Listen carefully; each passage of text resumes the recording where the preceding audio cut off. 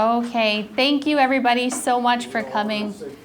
I don't know about you guys, but I am anticipating that God is going to do great things tonight. I've been preparing for this discussion all week, and we have some really good questions that we're going to be asking these two gentlemen. But first of all, I just want to thank you guys for taking time out of your busy schedules to be here. Both of these highly influential individuals here have big dreams for our state, so I'm excited to hear more about that. But I also want to encourage you, make sure that you scan that QR code. A little bit about that conference coming up is that this is going to be for people who believe that God is not done with New Mexico and that change will start in the marketplace. So if you believe that, you are somebody who has decided to plant roots here. You are not fleeing like the thousands of people that are fleeing every year. You're staying and you want to be a part of what's happening here. I encourage you, please be a part of that conference. Also, thank you, FCCI, for allowing me to be here to host tonight's event, letting me live out my childhood dream of being a talk show and TV host, so that's always fun. But excited to just be here with everybody tonight, so thank you for coming. Now let's go ahead and jump in really quick. I'm going to do a quick little introduction of these two gentlemen here.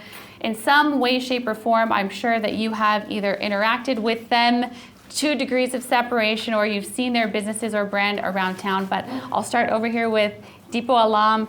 Dipo is a dynamic individual. You will have so much fun hearing his story tonight. But he is the owner and franchisor of the Paleta Bar franchise. And on top of that, owner of several different restaurants. We have Spring Rollin, also Potato Corner. There is a new location coming up in Uptown soon, so keep your eye out for that. But in some way, I'm sure that you have interacted with his brands here in Albuquerque. And also Steve Maestas, he is the CEO of the Maestas Development Group.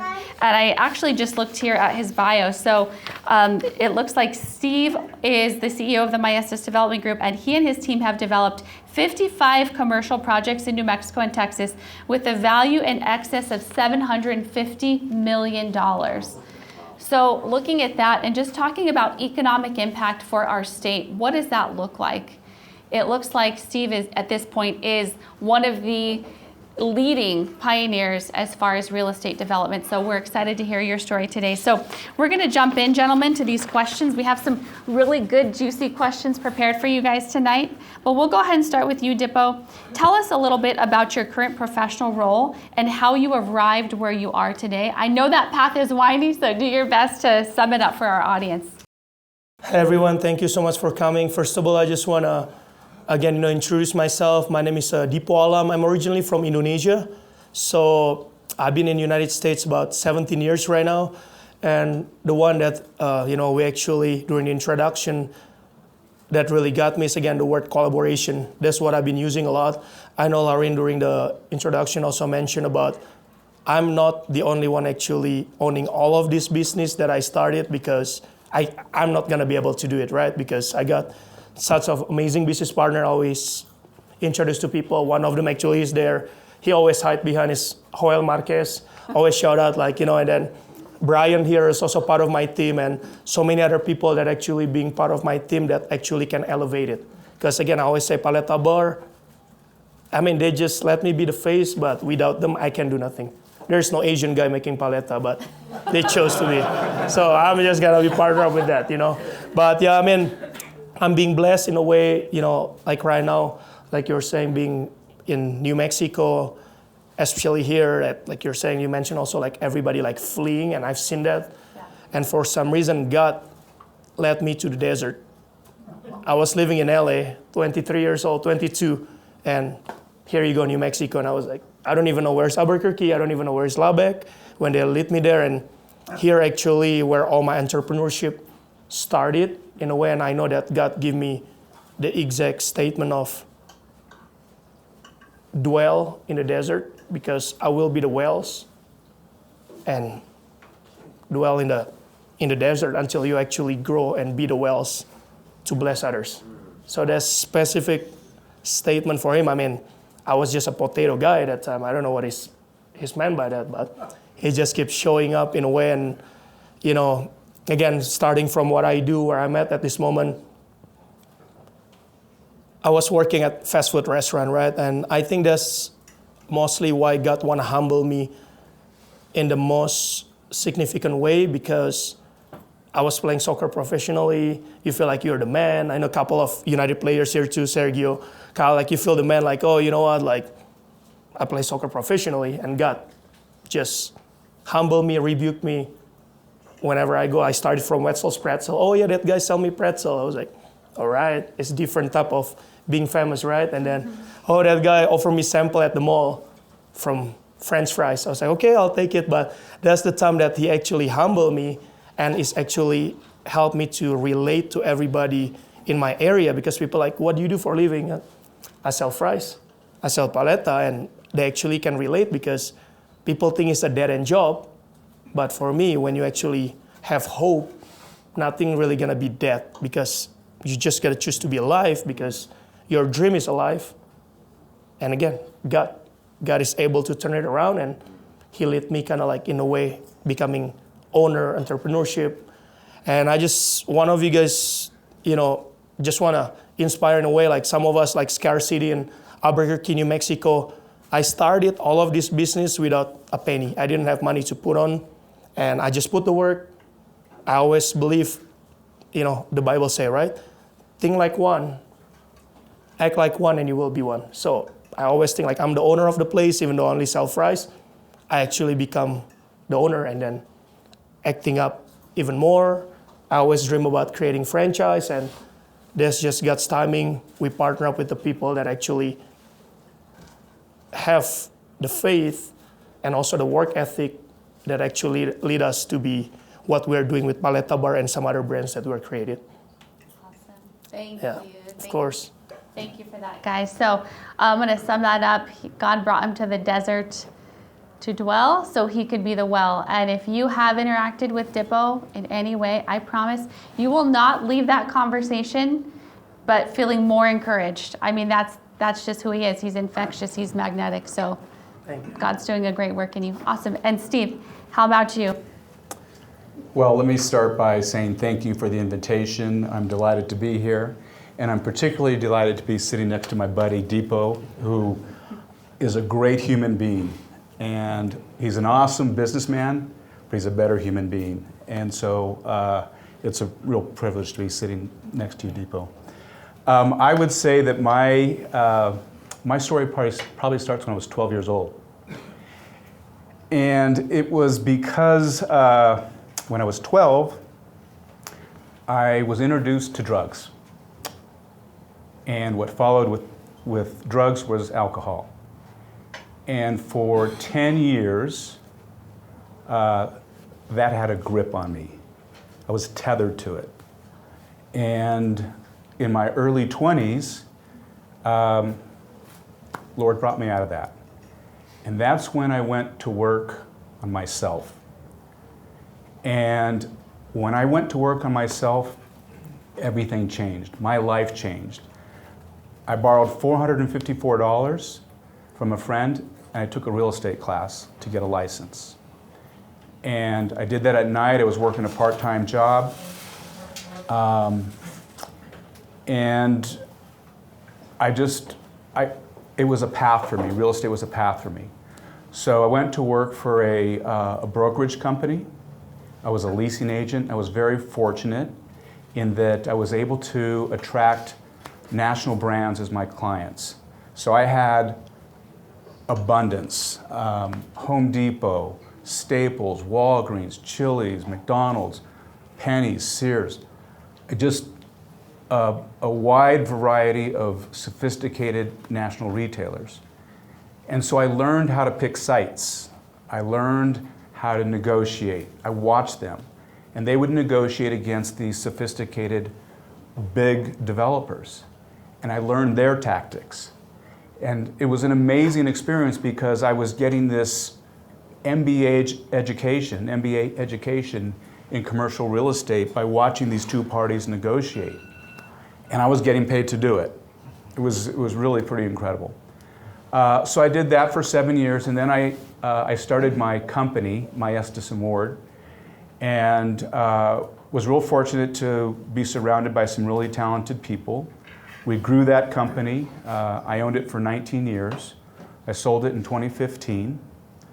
And all during that time, I was investing in real estate. I learned what these people were doing, and so I started with buying little buildings. And I remember buying a Circle K for $220,000, and I had $20,000, and my buddy had $20,000. So we put that money as down payment, and we went to a bank, and I was nervous. I mean, I felt inadequate, frankly, to go borrow money. I thought it was kind of like a bad thing that I needed to borrow money. But we did it, and we bought this little building, we remodeled it, put a tenant in there, sold it a few years later, and that just started my confidence. And it started me down that path of investing in development. So today I lead a real talented group of individuals. We are very interested in placemaking. Most of our projects are in places where there is need and impoverishment. That's where the opportunity is, where there's need and impoverishment. One of our biggest properties and most significant properties that's had a huge impact is Las Estancias. It's the size of Windrock. When it will be fully built out, it's 80 acres. And we're about 50% built out now. Another project that we've done that's significant, that's changing a part of Albuquerque, is a joint venture that I'm in with another group, and we built some apartments and a Spring Hill Hotel across from Presbyterian. We built the Sky Bridge into the hospital. That area has really struggled over the last 5-10 years. And we think with that development there, we will see major changes in that corridor. So we're really about making this place better.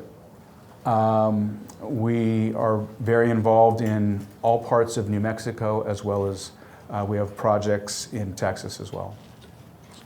Wonderful, very impressive. I'm sure you guys have heard of or seen some of those projects around town, so I'm sure there's more where that came from. Awesome. So speaking of real estate, I know that you both have your ear to the ground as far as what's happening in terms of development. Would you please share with our audience, where do you see Albuquerque and New Mexico as far as real estate in the next 5 years? Development, things to come? So I think one of the key indicators for businesses to come to a community is the population. And if you look at our population, we're somewhere between 900, depending on how you measure it, 900,000 and 1 million people. Our ADI, which is our area of dominant influence, is definitely over 1 million. So you're going to start to see brands that you haven't seen, that you see in Phoenix, you see in Austin, you see in Denver, other markets. You're going to see those brands start to come here.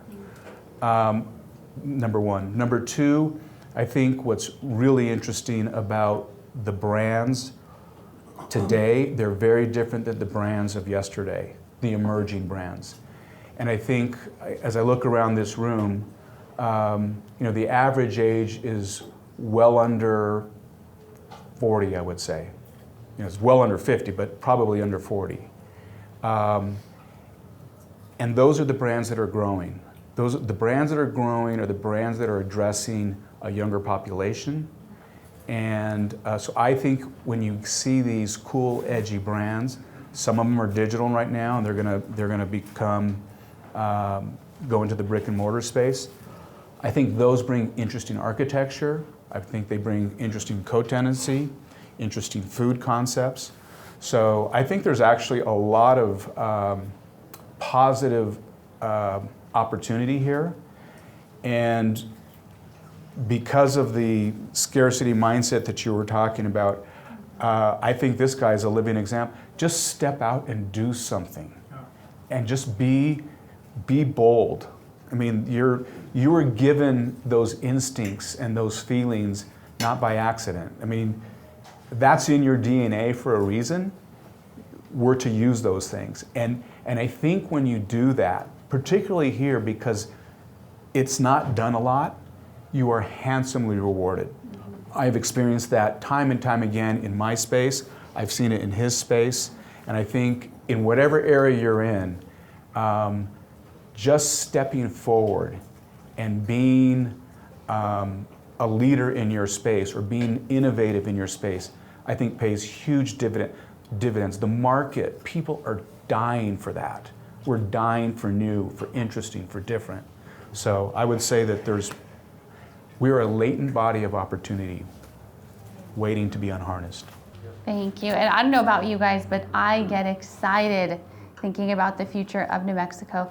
Dipo, anything you want to add, maybe from the local space or the restaurant side of what you see here in terms of development in the next 5 years? I mean, in my field, like when me and my business partner, we started kind of like the mindset of franchising, I always want to do it, as a local brand, grow global, right? We want to be like the first brand like New Mexico that actually pushing through, because I know a couple of brands try it, but I don't want to be like cocky about it, but we made it, right? And we made it out of small business. We made it without the loans that we actually did, but we put the works, like Steve was saying, like it's just me times 3 with the work ethic. So that's why when we started, we know that we're gonna make it. So now I also start having like some other small business owner actually reaching out to me, hey, we wanna turn our brand into franchise. And I was like, oh yeah, I mean, let me know whatever I can help. But again, it's also a little bit hard because they only have one store and they just want to turn it into franchise. I was like, it doesn't really work that way because you don't have the proof of concept. Yeah.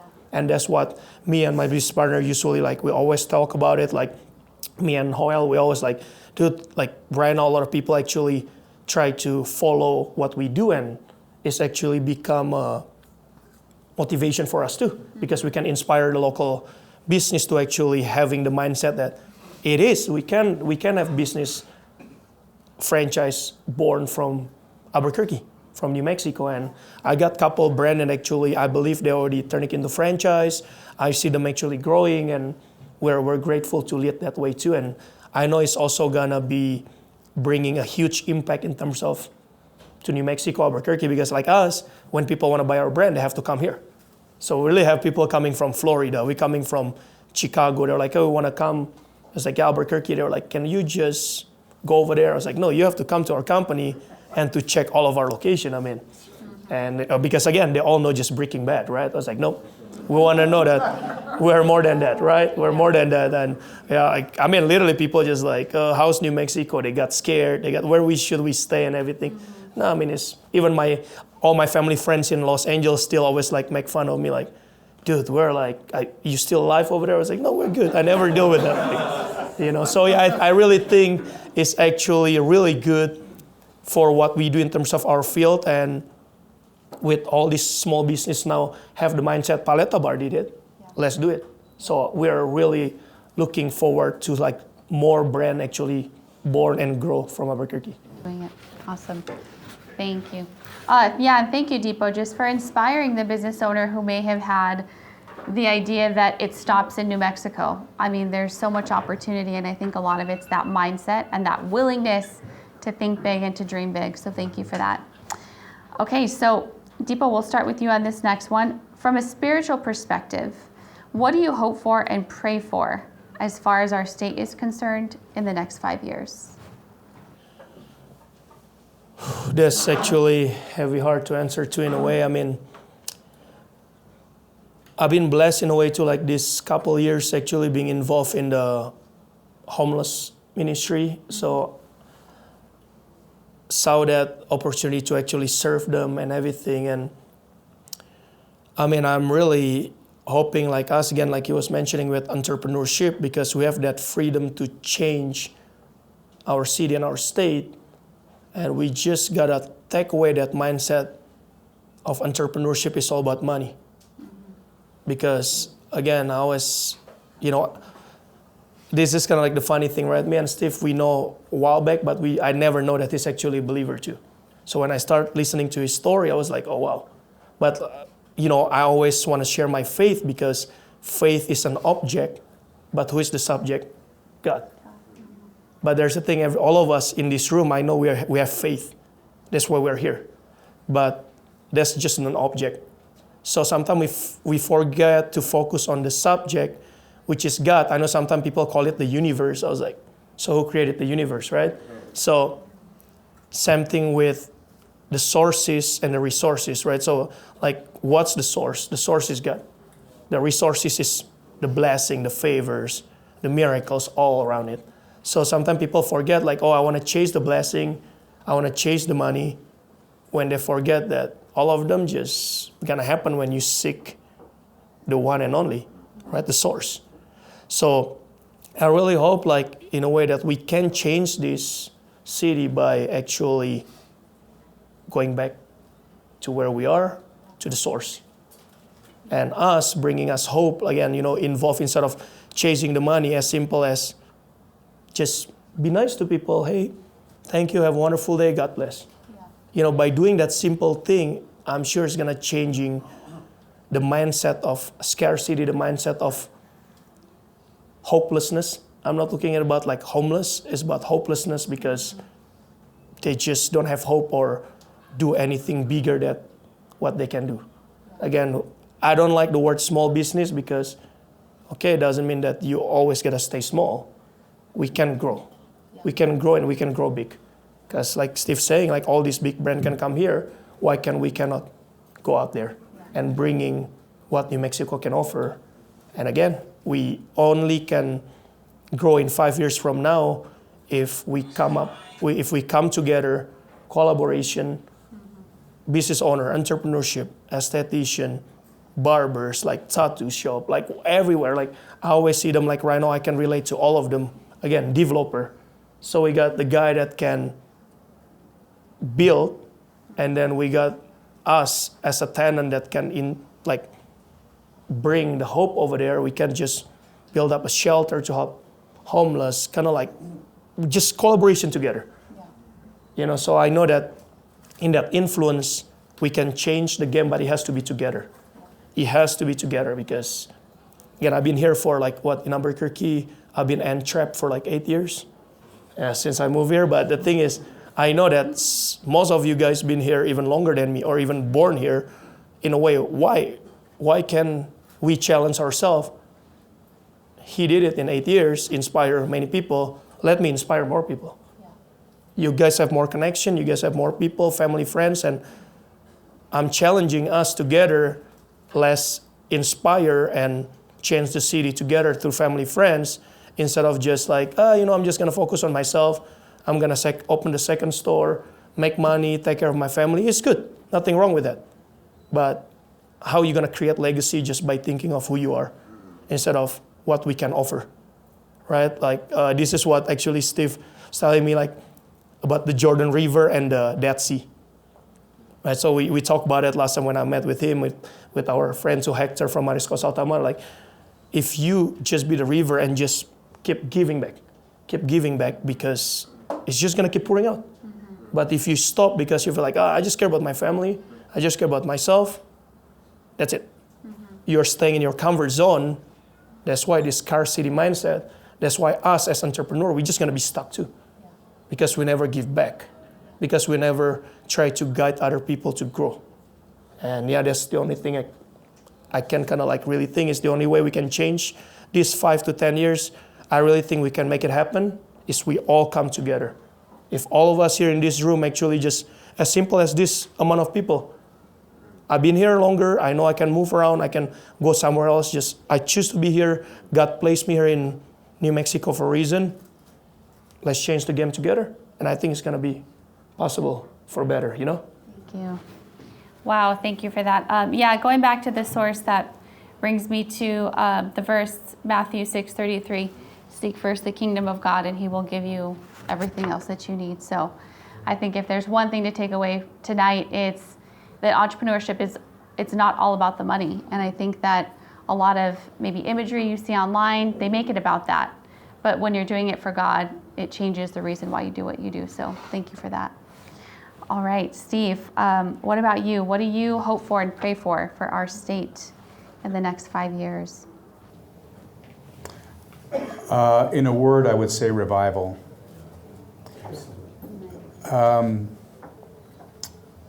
so there was a reference to it earlier. For things to change, we have to change. For things to get better, we have to get better. And I think, without building a watch for the reasons why, this community largely has become dependent on government and entitlement. And that is a zero-sum game. There is a dead end to that. It's called impoverishment and dependency on that entity. So entrepreneurship is really our responsibility. And you can work for somebody and still be an entrepreneur. It doesn't mean you have to own your own company. That is a methodology of entrepreneurship.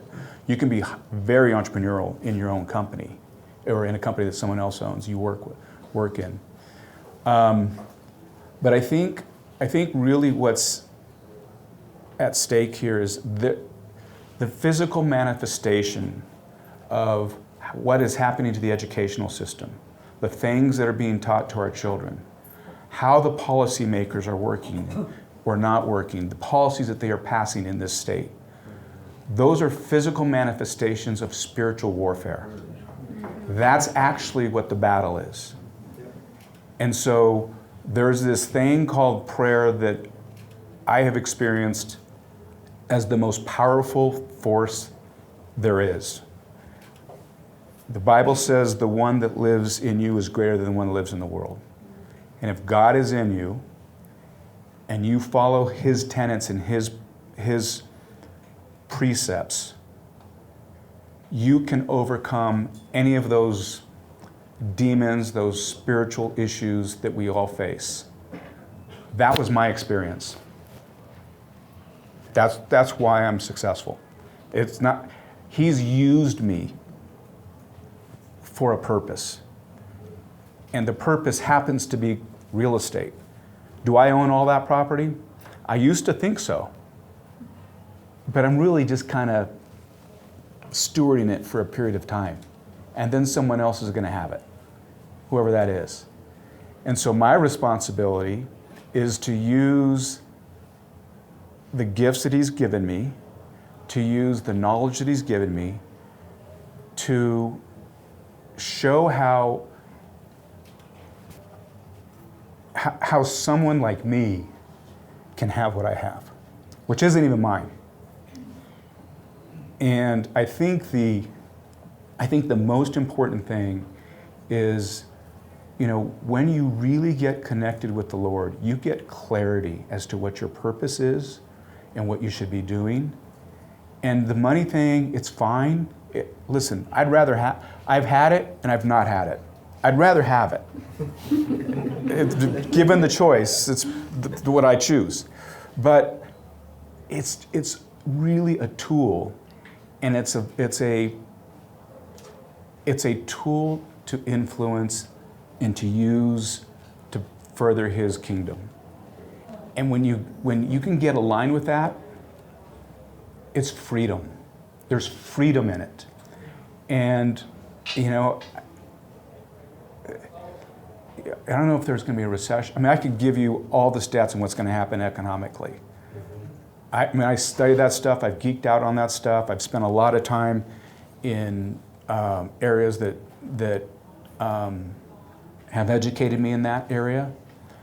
And I'm not afraid. And it's not because I have a big bank account. I'm not afraid because I know He's got... I've seen... You ever been to a movie and gone back and seen the movie the second time? You know the end of the story. I know the end of the story. And when you have that as a mindset, your life changes. Things change. Your freedom, your peace of mind is so enabling. So, revival. Revival. Wow, thank you for that. Feeling so encouraged.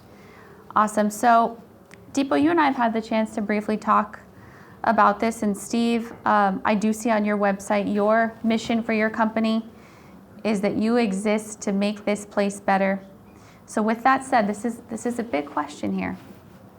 what is your overall life's mission or big dream?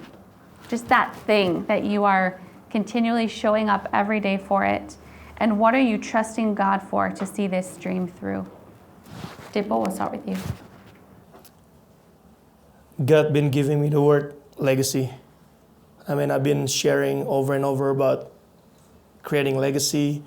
And then even like right now, after with family, got married, family, and God give me the bigger thing about generational blessing. Then God again showed me ark, build an ark. Noah, remember we talked about it like I would open one of the book. Michael thought Noah built an ark, right? Because like I was sharing for some of you guys when God gave me that vision of ark as generational blessing. Noah got a big vision. God didn't ask him to build a boat. God didn't ask him to even, probably only Steve can buy the yacht at this moment. But he asked him to build an ark. But to build an ark for something that you don't even know is actually gonna happen in terms of flooding, rain, because there's no such thing ever even happened yet, on earth. And this guy can have the next word, obedience, to actually do it. And I share with my wife, I share with some of the people, I know it says the neighbor probably think he's crazy, right? Build up an ark here, and because it's gonna rain. Or what is rain? Oh, the water gonna come out from the sky. We're like, okay, we never seen it, right? But at the same time, obedience of 90 years to keep going, to go up. And I was sharing with my wife, you don't think the wife probably think he's crazy guy? Yeah, I mean, that's why we call it crazy faith, right? And then again, the kids, same thing too. You got kids hey Dad, what are you gonna do? I'm gonna build an ark. Imagine it's not 1 year, 2 years, 3 years. And that's why, he created that legacy. But legacy will be something that affect for generational blessing. Yeah. It's not just about me and her. We can just build a boat. It's not just me and my parents or parents. But it's generation to come. Yeah. And that's what God remind me. And again, legacy, that's the word that I really think He's been giving through my brand, that we grow together, through the family that I have at the moment, to the people around the community and everything. And I keep sharing let's build a legacy. Not build a hype. Hype is easy. Mm-hmm. Social media right now can create hype. But what's for? But legacy is the one there to stay, generational blessing, and of course in God, right? So if you can't find Dipo, he is building his ark. You'll need a lot of wood and tools. Selling paleta and spring roll. And my wife would call me, go back home. If you put that in a shopping center, it'd be a great anchor. Bring a lot of people in. Awesome. Thank you. And Steve, how about you? What is that big dream you're still dreaming for? Well, the big dream I had, I'm living. I'm doing exactly what I was made to do. So that's been a really cool thing in my life. I just happened to get into this business and it agreed with me, and it's changed my life. So that's my dream. I would tell you my purpose, which I've thought a lot about. I've reflected on this. I really think it's to add value, and I love sharing what I've learned. I know that I got here because of a lot of people that took me under their wing. They taught me things. They shared information with me. And so I find myself now being their age, which really sucks. But I tell myself it's just a number. But I get a lot of fulfillment out of blessing because I've been blessed. So I would say I'm doing exactly what I should be doing, and I think it's really important that people that are successful in this community share their gifts, because that's how all boats rise with the tide. Back to that scarcity abundance thing you were talking about earlier. Sharing is an abundance mentality. Not sharing is a scarcity mentality. And like Dipo was talking about with the Jordan River and the Dead Sea, the Jordan River is full of life, comes into the Dead Sea. Well, if you've ever been to the Dead Sea, there's no outlet. And there's a reason it's called the Dead Sea. There's nothing alive. Because it takes and it doesn't give. So that's my purpose and my big dream. Thank you. Thank you for that. Awesome. So we're getting into the weeds a little bit here, and I thank you, gentlemen, in advance for the vulnerability you are about to share. Steve, we'll start with you. Mic is in your hands, Steve. We'll start with you, but in your journey, what has been the most challenging part about surrendering your business to God? The thing you've wanted to keep holding on to, but you knew you had to give it back. Yeah, it's changed. Early on, I would say it was fear, which is another word for lack of faith. So I was afraid of failing.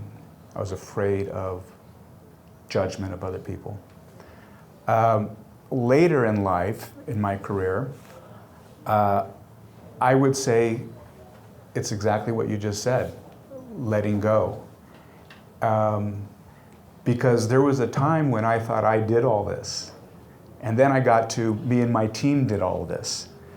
And what I realize is we are conduits. You know, we're used for His purpose.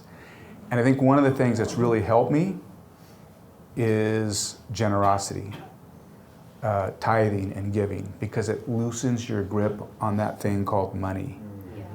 And there's nothing wrong with money unless you make it your God, unless you make it your idol. So I've always struggled with that when I've come into success. And I think the devil uses success very, very effectively, because it's easy to think that you don't need God when you're successful. Because you have all the things that the world tells you you need to have. You check all the boxes. I can buy that, I can have that, I have access to that, all of that stuff. And those aren't, what I've learned is those aren't the things that are fulfilling. Those are things that are comfortable, but they're not fulfilling. And so I would say that the freedom is in actually letting go, loosening the grip on all of that abundance that He's provided. Thank you. Dipo, you're up. He pretty much would answer in a way. I shouldn't have let you talk first, man.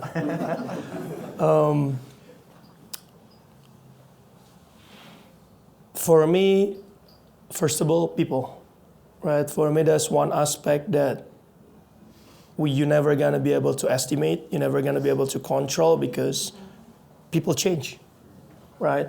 It's emotional decision, always leading to action. And sometimes I was just actually he gave me the book, and it's exactly what he was saying, like emotional acting to action. Sometimes it's okay if the bridge is faith. If the bridge is fear in a way, because insecurity or, again, hard to let go, you do it without reason. So just emotion, action. And I've been reminded this over and over, because I would go from 0 to 100 just like crazy. And the one aspect that actually cost me from 0, I can just relax and suddenly blow up, because people, right? Because I wouldn't, again, some of us probably think like, oh, why would someone would do something like this? Oh, why this thing happened? And again, now relating to like what he said, I start letting go. I start talking to the people that I mentor to, like, let go. Because the thing is, you cannot control it. And who is in control is God. By letting go that grip of control, then you know that God is in control. Because sometimes we forget that surrendering is also an act of faith. What people always think surrender is giving up. But it's not about giving up. It's an act of faith to give ourselves up for Him. Let Him be in control. And I've been learning that over the couple years, like the battle is God, and of course we always gonna have the flashback about people hurting us or people do us wrong and everything, but the freedom comes when we actually choose to let go. And that's kind of like what I've been kind of like learning in a way and kind of like hold back to. And fear, of course, it is, but I mean, I've been blessed with crazy faith since I'm young, and I don't know how, and it's been huge blessing in a way. I came here by myself, no family, no friends, no speak English properly, and they still make fun of me until right now, especially my wife and our son. It's like English. I was like, okay, but it's just like that crazy faith that led me to, I was in Netherlands by myself, United States by myself, and now a blessing having all my family here. But now, again, as much as I care about them, that's become another next thing too. That because family is a new thing for me here. And then sometimes, as much as I am grateful for that, but it's also becoming like the weapon that the enemy tried to attack to from that family. And I know some of us probably experience the same way when you guys have family, and it's just affecting in the way of my creativity, my productivity and everything, because it is, right? And again, now I just learn again. I'm struggling. I'm struggling, and like you're saying, being vulnerable, like I start sharing with him about family to people that guide me every week. I met with my spiritual leader, and I share with them, and I start opening up, vulnerable, because even my wife reminded me, you gotta talk to someone, because sometimes, especially for us being a guy, we feel like, come on, we got this. I'm not gonna share, right? But that's the time that everything in life is gonna start falling apart because we don't surrender. We don't give up, because again, the enemy knows where to attack us in any way, because I guarantee I'm a man of faith. Like I'm not scared, because again, I came here from nothing in a way that God brought me here. And then, it's just, sometimes that's right now, I'm working on that family part, and that's what I know that is gonna be having a huge breakthrough. Thank you. Well, I feel like you read my script, because you're leading into the perfect segue into my next question, which I added this on after a conversation with one of the business owners in here. They called this the $1 million question. And I know there's a lot of family-owned businesses in the room. My husband and I, we co-own and operate our company. And I would love to hear what wisdom both of you have to share about how do you, in honoring God, balance family and business. Okay, all right, I'll go first. So it's actually been, again, struggles, right? Yeah. I know people have been using the word balance. God gave me the word prioritize. He kept throwing me the word prioritize, and my wife tells me that every day. Literally. And I was like, God speaks, and women speak too, right? And there you go. I'm gonna tell you, because God gave me the word prioritize, and that's exactly what she said, prioritize, right? But I was like, okay, God, I gotta learn, right? Because the word balance is just, I shared this before, like the word balance, we feel like we wanna be here, right? We wanna be like, okay, 8 hours working, it means I have to give 8 hours to my family, 8 hours for sleeping, whatever. Or like, I don't know, some people working out 3 times a day is crazy, but they do that. Sorry, Rob. But I'm just saying, so it's like, the word balance, sometimes we feel like it has to be like this. But the word prioritize is different. And I'm learning again, Steve sometimes we will have vacation. When during my vacation time, literally my wife take away my phone too. So get away, right? Because it's a reminder, because I'm in vacation, my prioritize is with family. And then again, I'm at work, so I also have to know, hey babe, I'm gonna be in a meeting, I'm gonna talk, this, so I'm not gonna be able to pick up the phone, so my priorities will be at work. If I'm out of town right now, travel, try to close deals or training, opening new store, that's my priority. I'm not saying that I don't care about my family, but that's my priority at that moment, because I cannot be 8 hours being at home when I'm actually travel. So it's same thing too with God. So this one, the one that always stick in my head, what Steve told me. If you start your day without reading the Word of God or meditate, it's like you go out without brushing your teeth.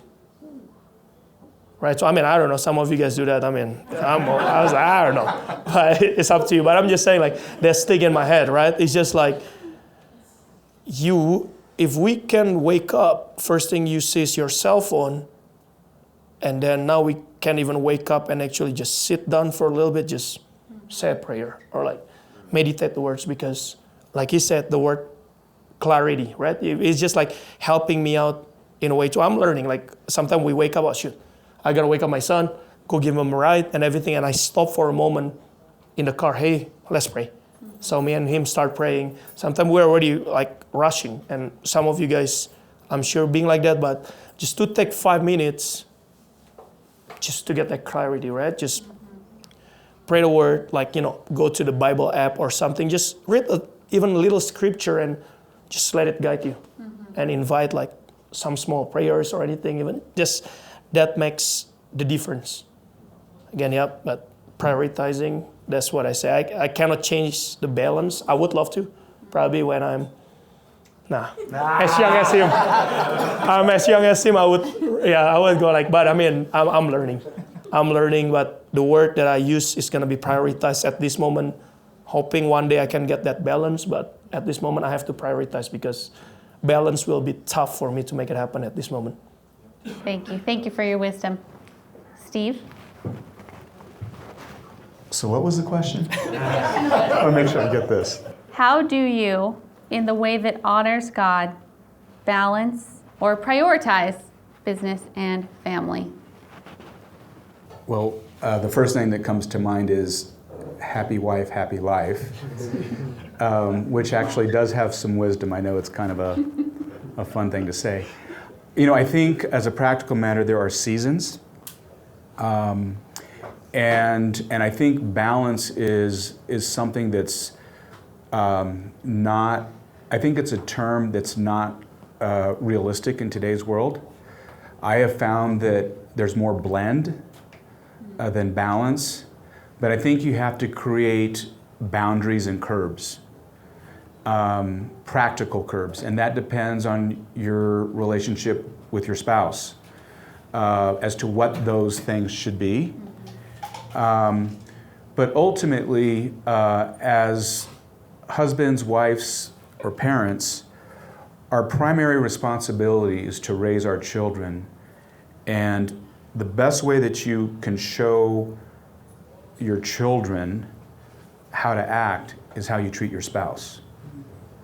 And so I definitely don't have mastery in this. I'm work in progress. But I'm aware, finally, that that really, without my wife, what's the point? She's the one that I'm in, and my daughter. Those are the people I'm going to enjoy it with. The fruit that we're given, and frankly, when I got married, my professional life exploded. It's one of my mentors told me this a long time ago. I got married late. I got married when I was 39, and my wife and I dated for 7 years. She's younger than I am. We met through a mutual friend, and we started dating. And this mentor tells me, "You watch. You'll become much more successful as a married man versus a single man." And I'm like, oh, I don't get that. Why? And he says, I can't explain it. It's just, you just become a better man. You become a different man. And so that's exactly what's happened. And the gifts that your family bring you can't even quantify them. I mean, the insight that women have, the intuition, the things I've asked her about people I've met have really had a huge impact on my career, because she can see things that I can't see. She gave you the thumbs up, bro. You're right. 1, 2. 2. Oh. And so, but God doesn't care how much money you make. God cares how you take care of the people that you're with and how you bless them. And so I think what I'm learning and realizing is that's really my priority. Now I have to admit, disclosure, because I've more advanced in my career, I have more time. I have the ability to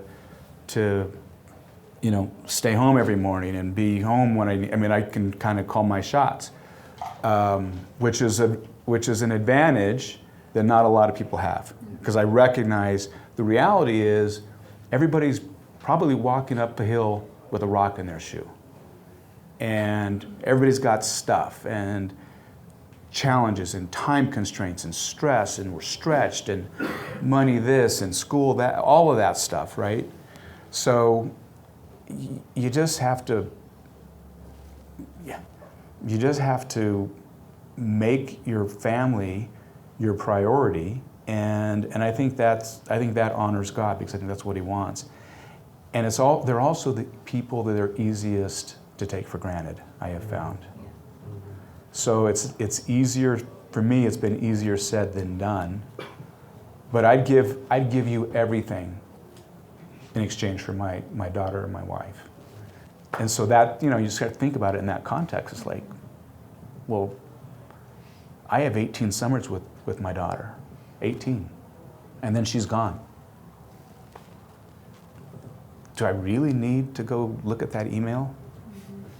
I mean, do I really need to go write up that letter of intent? I mean, I'm not going to remember those. I'm not going to remember that deal. But I will remember the experiences I had with the people that I love and that love me. And all they just want my attention. They just want who I am, not at work. They want me fully 100% present. So those are things I'm working on. Wow, thank you so much for that. I really appreciate that. Okay, so now I want to hear about the craziest faith moment you can think of where you took a risk or a leap of faith. You had no idea what the outcome was, but then we want to hear the outcome. Craziest, I would say come here to United States. I mean, everything started, I never worked all my life. Like I helped my mom, like she got like a little restaurant, I would help her and here and there, but I never worked all my life. We started pretty good as a family. In Asia culture, it's just like we got made. We don't really have to make our own bed or something. I mean, independent, like United States is actually better in a way. But I just never work. I came here, again, $400, just with a soccer ball and backpack. No friends, no family. I didn't even know who gonna pick me up. Like, I don't even know how the guy looked like. Like, literally, like, I don't. And we just like, okay, we come here, and then he brought me to 1-bedroom apartment in Chinatown, Los Angeles, 1 bedroom, 1 bathroom with 13 people. And I was like, yeah, it's a rip-off. Yeah, it's like a rip-off. Like I was like, okay, but it was there. When it comes into like the craziest faith moment, during all those time, even I cried. I called my mom, but I didn't tell her. I called my dad, but I have the peace, right? That's the thing. I know it's like a peace of God. I always just like worship. I would just like run because again, I was chasing the dream of being a soccer player. I would just run every day, just worship. Just run, pray. People think I'm crazy. I talk to myself a lot of time because I don't really speak English much, And then, and I'm in Chinatown too. So it was just like a little bit harder, but and then from there, that's the craziest faith. I know where I'm at this moment, the outcome, most of you guys know, it's not that easy how it is. But during that time, from transforming myself, chasing from soccer player, and then I made it for the team in Chivas Academy, and then at the same time, they couldn't pay me. So I gotta work for my social security, all of that. I don't understand any of that. Like I was like, when am I gonna get paid? Like, no, you don't have paperwork. You're an international student. You still have to go to school.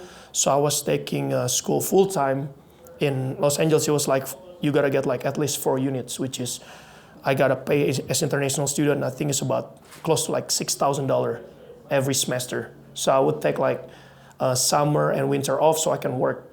So I would work under table, but again, that's also another miracle because I never look for a job. I would just go and then, hey, we actually need people to work. I was just walking around the mall and someone just offered, and I was like, I don't have paperwork. They're like, no, it's okay, we pay you under table. So I was like, okay, work. And it just kept going like that. And then I would work like 3 jobs at the mall. And people think like, oh, this guy, like, from that I go to school and I still play soccer. So I would probably like sleep 3 hours a day. From there, I still have to go to school full time, work full time, chasing my dream. I go to the academy, took the bus. I would run like 18 miles a day. There's a time like back and forth, and it was just crazy faith. And I got that peace. I never really wanted like, I can just give up and go home. But I didn't. And that's the time that actually my character's being shaped. I think those time is all those crazy faith being built up, because one thing after another, God gave me the Psalm 23. I shall not in want, I shall lack nothing. And it just kept happening. God gave me the provision. And now being in the business, same thing too. We see like, oh, we don't have the number. We need this amount of money. The last deal I shared with him, he even offered me. I was like, no, I'm not going to take it. I'm not going to take it. And someone actually just put the whole thing. And I share my wife, like, I even share like, okay, we're going to offer the building. I don't have the money. And it just come through. Someone put the money 100%. So it was just like, that's just a little story, but I know that God been creating me out of that crazy faith, moving from Indonesia to United States without knowing the outcome. And I know a lot of people think like, oh, a lot of people actually just saying like, I'm a self-made. And Steve was mentioning, we cannot be self-made. Those people that say they're self-made, they're just a liar. They're just like that pride in them, never gonna take them to the next level of creating a purposeful life, because I'm God's mate. Because without God favors that lead other people to help me, like I was mentioning, I can do nothing. If I came here, that guy never picked me up, I'll be sleeping in the airport for a long time. I don't even know how I'm gonna get to where I'm at. If the person never give me a job, even though I wasn't supposed to work. And there's just so many stories, when I see that, and God just keep revealing to me. But that's the crazy faith, is just come from from Indonesia to United States without having that fear. And that's kind of like what God just been showing up to me. Every time I see the deal, or I see like a new brand, or I see like struggles. That's a funny thing, right? I always share like, God always want me to struggle every time I start a business. But God also make me struggle when I first came here. Every time before my huge breakthrough coming, I always have a setback. That's the funny thing in life. God gonna create a pattern. We just have to remind ourselves to count our blessing and see, okay, this one seems similar, but you're on the next level, right? So He always does that. He always does that. Before I partner up with the breakthrough of Paleta Bar, I had the business of the jerky guy that failed. And we even meet up, 3 of us. And my partner, Joel, always make fun of me. I chose the right guy. You didn't, we always make fun of each other like that. But same thing right now with real estate. Before I go in there, I want to go in real estate. I was ready to go in real estate. And then things happened. Yeah. The deal fell apart. And God showed me the breakthrough. Exactly from that moment until this moment, He gave me the number 7. And I just closed the number 7 of the deal. And it's from that specific moment. And then it's just like, when you guys actually surrender in a way and let God fight all the battles. I'm not saying I'm not perfect. I got mad. I got crazy. My wife knows. Some of you guys know I complain. I whine. Of course, we're human being and everything. But I learned to be more wise of how to do it in a better way. But when you get that crazy faith just by following God, understand that we are not self-made. You have someone that can hold your hope. Just give it up. Just give it up, and So I mean, that's the breakthrough moment, like from Indonesia coming here. So every time I face the huge battle in life, I just look back again. God, give me the roof over my head. I got a car to drive. I got a family. I was once a stranger, didn't even have paperwork. I was homeless. Now I'm blessed with everything. So why in the world I'm worried or I'm scared? So that's it. I just always look back into that every time. So. Thank you for that. And Steve, is there a defining moment for you where you had crazy faith and you took that leap, you took that risk? And how did it turn out for you? So I've had many of these events in my life, particularly when I was younger and in my struggles. But one that comes to mind, and I'm not proud of this, but it's just, I could just see how God was working. So if you go back to the global financial crisis, I was on a roll. I mean, I had projects left and right, and I was loaned up with the banks. I was one of their biggest customers, and everything I touched, man, it was magic. Everything I touched turned to. Someone would call and say, "We want to buy that for X." I'd say no, hang up the phone, and the phone would ring, and someone else would call for, want to pay 10% more. It was just kind of a weird time. And it was really the market, it wasn't me. But global financial crisis kicks in, and I find myself having $64 million in debt. And a significant portion of that was in vacant land. So there's no income. And like Las Estancias was dirt. Because I'm a real estate expert, I bought it a year before the recession. I wanted to make sure, buy a year before, not after. Pay full price, buy before the recession. So anyway, so when you have that kind of debt and you have land that doesn't produce income, it captures your full attention. And like on Las Estancias alone, our mortgage payment, I have a partner, our mortgage payment was $80,000 a month. So I'm in for 40, he's in for 40. And that was one project. We had multiple projects. My monthly debt service, and I'm not proud of this, this is actually embarrassing for me to say, was $364,000 a month. And I had some income, but I didn't have 300,000. I had 200 and some odd thousand of income from existing properties. And then I got to the point where I was 30 days out. I had all my spreadsheets. I could figure. I knew exactly where I was financially, and I'd never missed a payment. Was able to make every payment on time.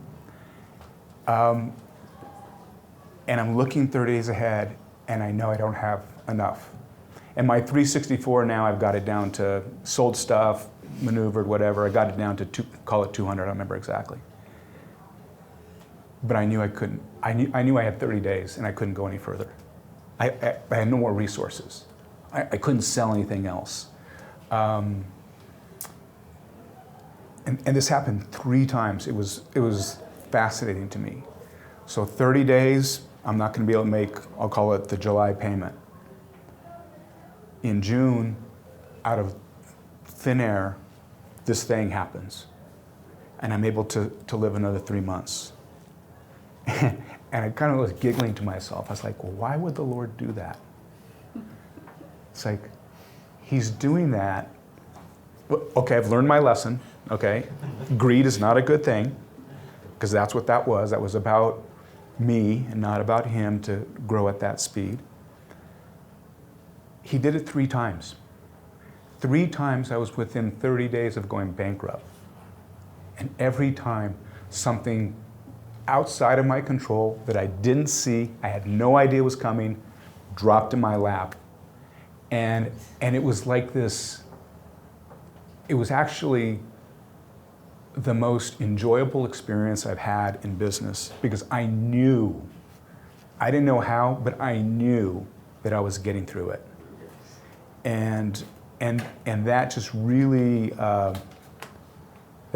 just gave me, 110% evidence that God doesn't do random, and He's in my corner, He loves me, and He's going to take care of me.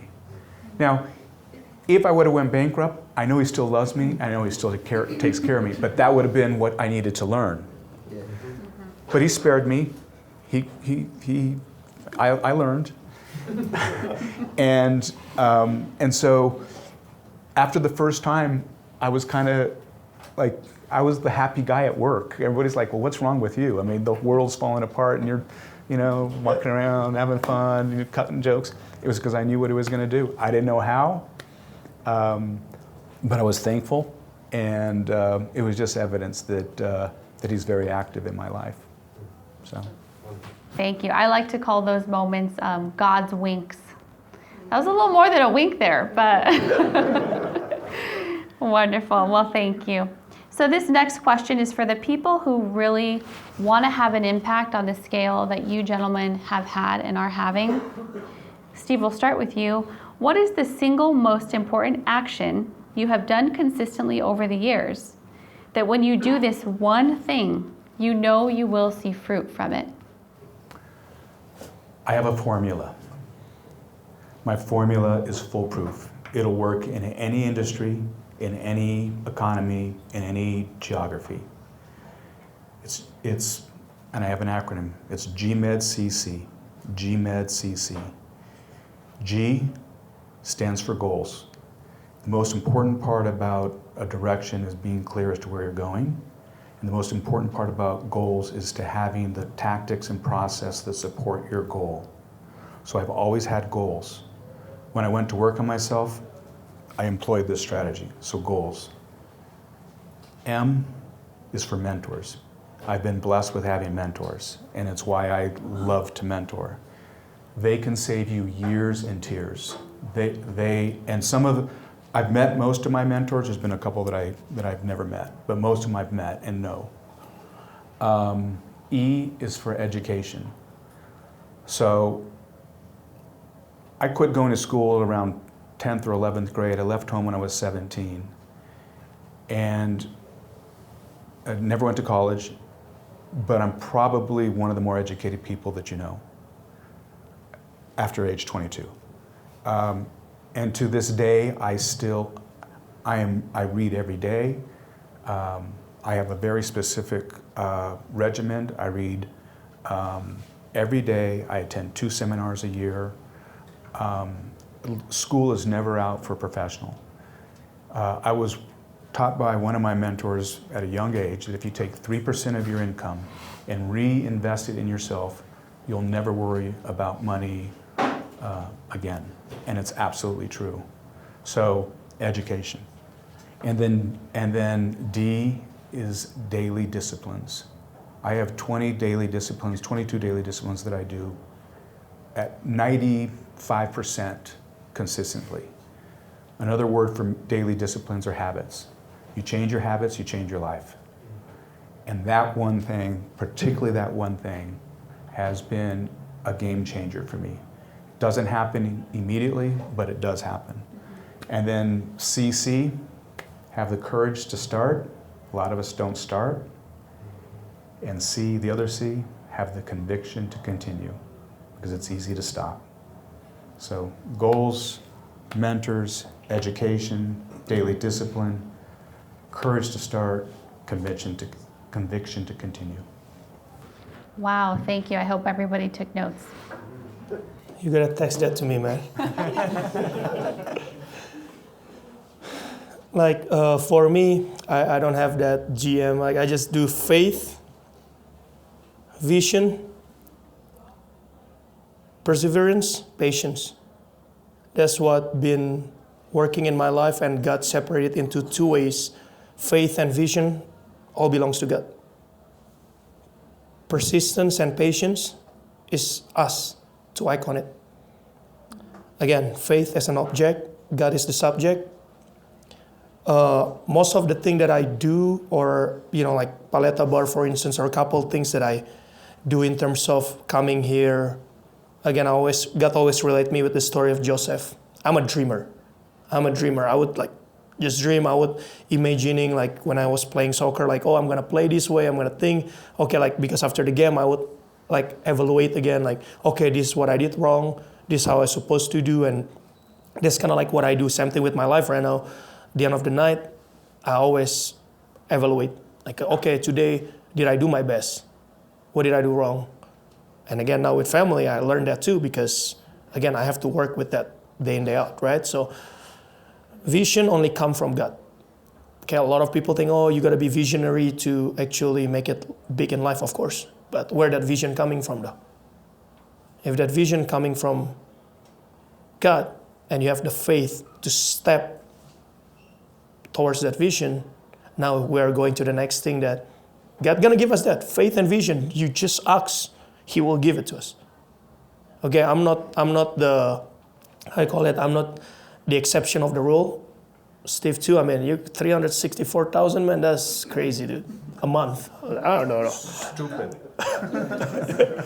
But there's a thing too, before I forget that's how it is, right? When we know that God sometimes, like he said, he's giggling. I was laughing when he was telling the story because I know that's gonna go towards that story, right? Because when we know that we cannot do anything, God's wings, because that's when we know that God gonna show up. Mm-hmm. When God show up during the hardest part in that moment, who we are. Because sometimes I feel like, oh, I'm closing this deal, oh, I am the man, I'm doing this, and now He rebuke you all the way to the bottom, and all you gotta do, all glory to God. Because you can do like spreadsheet and everything like he said, the number doesn't add up. But that's why God add up. Because we follow the favors, obedience and everything. But again, now going back, faith, vision, God always give us all of that. Now the other two things, that patience and persistence, that I know that he has been preparing me over the years towards my life from soccer into like what I do day to day. I see that sometimes, I mean, Sergio and Carl, they play professional, and a lot of people think like here, like, oh, like what happened with you? Because a lot of people in my country still asking, Indonesia, what happened? You gave up. I was like, no, I'm living the dream right now because there's just one season in life, and God led me from that season into next season, because at one point you're gonna retire, but what's next? Right? I just get ahead, and then God used me in a way, and I can connect with, through my experience with soccer player, I can connect with them right now, and I can help them in any ways for what's coming for them. But now in terms of patience and persistence, patience, is that like being aggressive patience, or we just being patient because we're just waiting? So I always do this, like people that work with me always know, like I hate being at the store. I'm gonna go out there and creating traffic. I can't just be doing nothing, like help me, Lord. Like God gonna help you when you actually put something again, right? Again, there's gonna be time we're gonna surrender, like what we're talking about, that big moment. But for the day-to-day discipline, I just grab the menu, go outside inviting people. I know people like social media, you can post, I do that too, but if I see people, this is personal relationship that I want to do. And that's what I do. Like instead of being patient, passively just staying doing nothing. No, why? But we being patient, why we're actually also being persistent. The patient for waiting for God's timing to happen, that's being patient. But being persistent, keep showing up. Keep showing up. Keep showing up. And that's kind of like the key that I've been applying in my life. And now I got to apply that in family. Another thing again, God tell me, okay, faith, vision, you did ask for it. I mean, I really did. Like, literally, like I bought the bigger house without knowing I was by myself. I never know my wife. And I was like, yeah, I'm going to get married. And sure enough, there you go. So there you go. And then we met, we got married, and that's how it is. God gave me the vision of the woman and everything. And now it's patience and persistent. Can I still showing up every day? Yeah. Can I still being patient in the struggle? I mean, it's work in progress in any way I can share with you guys. It was just nonstop. Sometimes we fight, we argue, but God kept reminding me again, okay, you did that in your business. You learned from soccer, now you put it in business. Mm-hmm. Can you now put it in family? Mm-hmm. So that's kind of like what I do with life. Faith, vision, give it to God. You guys don't have faith, you guys don't have vision, be on your knees, pray, he'll give it. Patience and persistence. Now you connect it with what he just said. Goal. I forgot already, man. You gotta text it to me. Yeah, like goals, daily discipline. Like conviction. You relate into that. Sky's the limit. Yeah. I really think that's kind of like what we gotta do. Yeah. Yeah, God will do his part, but we have to be obedient first. So wonderful. Okay, so Dipo, now knowing everything that you know on this business journey, what is the one piece of advice you would tell your younger self? Find a mentor. I mean, I tried, right? I tried to find mentors. I look for one. So I never have mentor all my life. I mean, I think I can call him one right now. I'm being honored, right? And he's probably the first one. Mm-hmm. And then it's not like I'm not trying. I did try it, but again, God's timing. Because God been sending me to the wrong mentors. Mm-hmm. I thought they're the right one, and God keeps sending me. I don't know why. But now I know that when God told me like, okay, are you going to be that kind of person? I can. I was tempting to be that kind of mentor too. Because now I'm in the position to start guiding people, mentoring people. And now God showed me like, it's just the funny thing about when you guys being faithful and obedience, like you say, sometimes I'm just laughing. So I was like, really God, you want me to struggle all the time to start?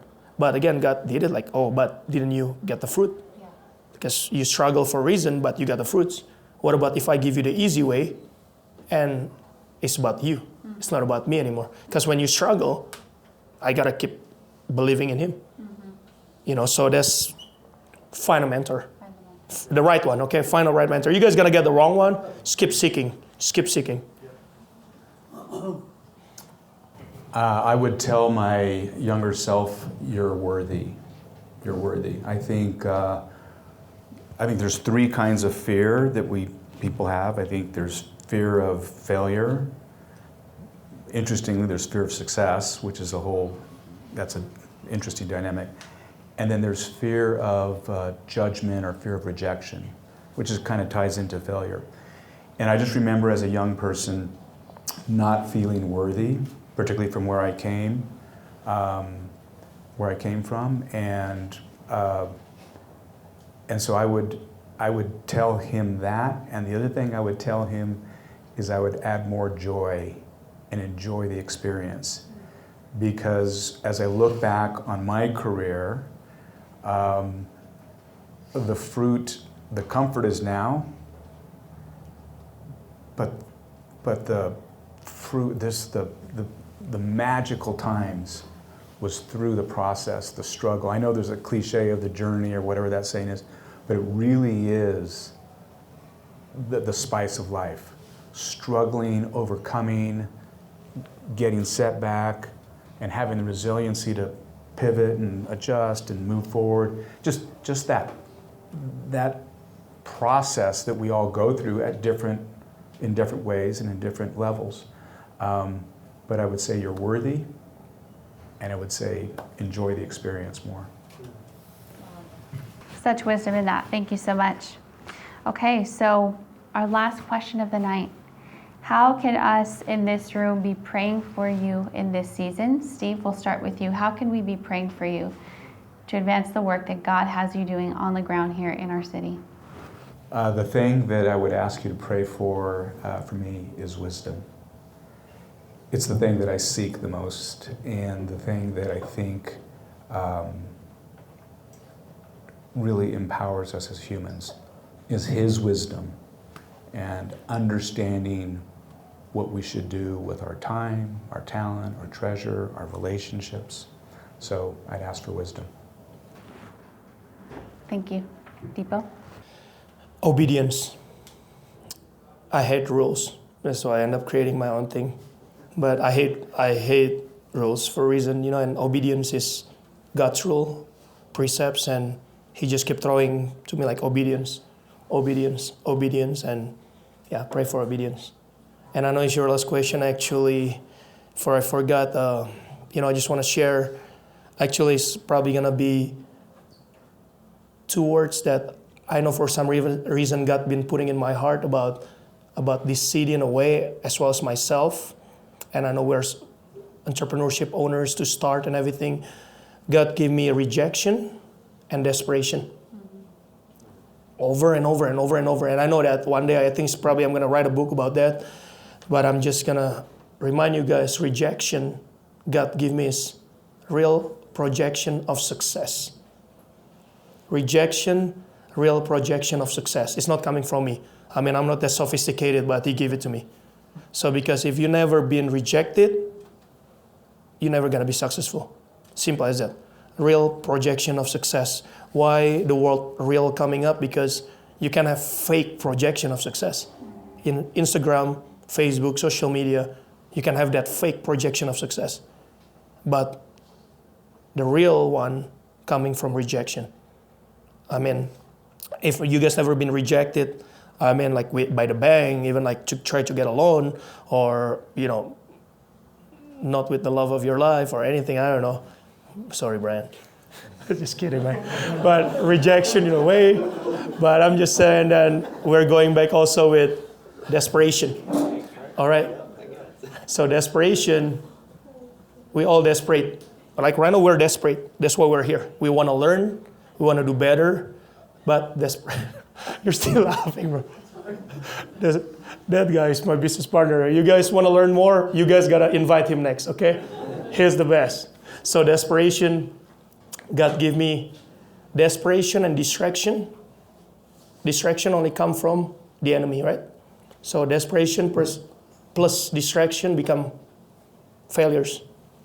But when we're desperate and we stay focused, which is in God's word, in God, lead us to success. So that's it. I just want to share that. I know He put it in my heart and I got to do it. Thank you. Yeah. Thank you. Well, that was our last question. And yeah, I would love to finish in prayer.